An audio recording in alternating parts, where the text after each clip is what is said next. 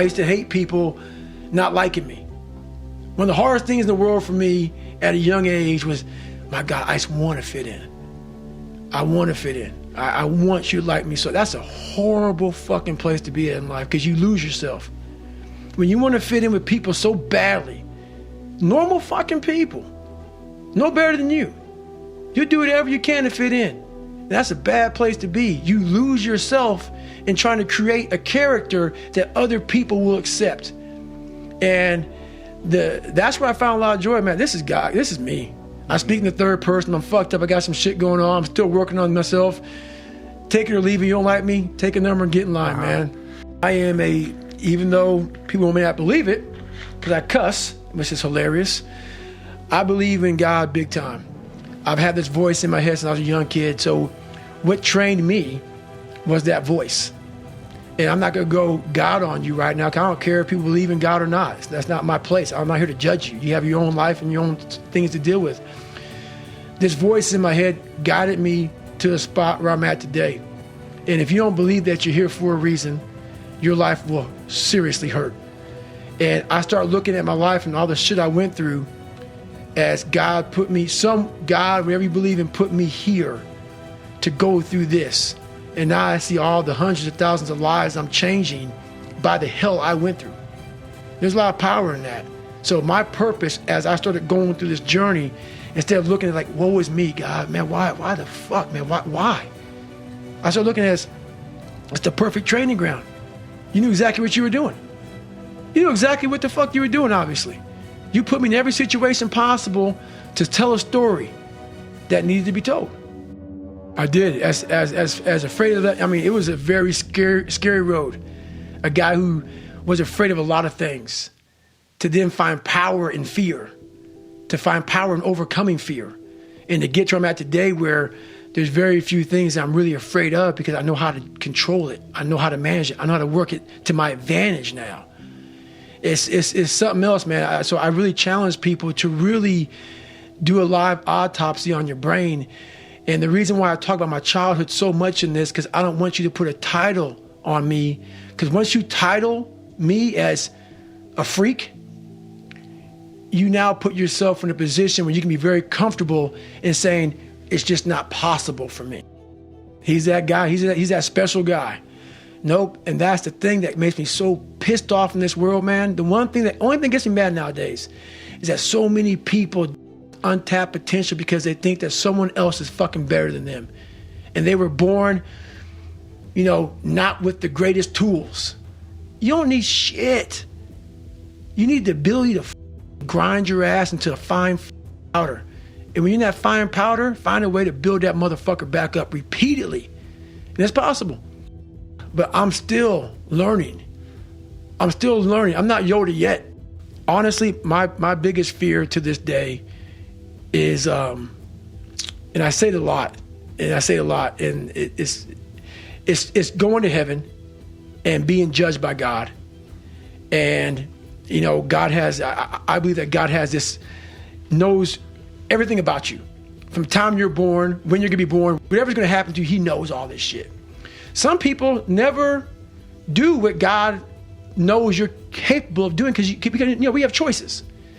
My biggest fear in life was to get to heaven and God look at me as I'm being judged, and I was some fat 300-pound guy like I used to be that still sprayed for cockroaches with that's okay. It's what you want to do. I didn't want to do that. And I made $1,000, a month. And I got to heaven and God laid out this chart in front of me. And he said, hey man, look at this chart. And it had my name on top and all this amazing shit. And I'm like, that's not me, man. He goes, that's who you were supposed to be. My biggest fear in life is that one day if I ever get judged by something, someone, some energy force, that I go up there and I failed the mission. Whatever force up there thought I was supposed to be some badass, and I went up there underachieved. I want that force up there that knows everything to be writing as I'm living and saying I had no idea he even had this in him. Mm-hmm. So I want to just be the best I can. And a lot of people say that. I truly mean that. I still have to learn me. You know, I still feel there's times where, as a human being, I'm a human, and you still fall back in these ruts of life, where you think that you had a permanent fix because I've done all that. Nothing's a permanent fix, man. That's why I grind every day, because nothing is permanent.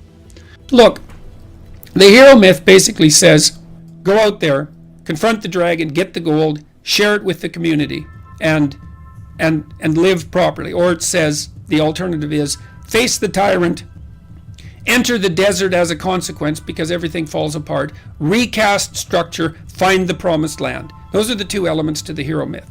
And that's divine. It's the closest thing to divine that we know. You might say, well, what happens if you follow the divine path? And the answer might be, well, everything turns out perfectly because God is on your side. It's like, no, that isn't what happens, because things don't turn out perfectly. It's your best bet. It's your best strategy, right? That's the thing. And, dragons wouldn't be dragons if they couldn't eat you. And so, but that's okay. That's okay. And this is something I found so useful about the biblical stories, especially about the Abrahamic stories, which I didn't know that well till I lectured about them last year. God calls people to the adventure of their lives. And so you could say, in part, God is that force within you which calls you to the adventure of your life. And it says, get away from your family, get away from your blind and unconscious comfort, and get the hell out there in the world. Well, God calls Abraham out from his fathers, where he stayed far too long, and from his kin, where it's secure. And like the first thing he encounters is a famine, and then he encounters a tyranny inhabited by people who want to steal his wife. It's like you think, well, Abraham should have just stayed in bed and ignored God, obviously. Well, that isn't how it is. It's like we're built for struggle, us human beings. You're not after the bubbles of bliss that Dostoevsky described in Notes from Underground. We're built to contend with the world. We're built to contend with reality. You want a challenge, and the best way that you can take on a challenge, because a challenge fortifies you. So you don't want to be secure, you want to be strong. And you get strong by taking on optimal challenges. And so you lay out your destiny in the world, and you take the slings and arrows of fate, and you make yourself stronger while you're doing so. And you might fail, and fortune might do you in, but it's your best bet. And people have extracted unbelievable successes out of catastrophic failures. And I'm not saying that in a naive way. I know perfectly well what happens to people. You're doing fine in life, and then you get cancer, and all the heroism in the world isn't going to save you at that point. But that's not the point. That's not the point. Life is bounded by mortality, but that doesn't mean that you don't get out there and contend, and you develop by contending, and you minimize the net amount of suffering in the world. And that's something, man. That's something to do. So it beats laying in your basement and getting bitter and then doing the terrible things that bitter people do. So you can't ensure that the meaning you experience is self-determined, but you can play your role to the best of your ability, and that will be good enough. And that will be good enough. That meaning, the meaning that you'll find in that, I believe, is sufficient to be sustaining, and perhaps even sustaining through the flood.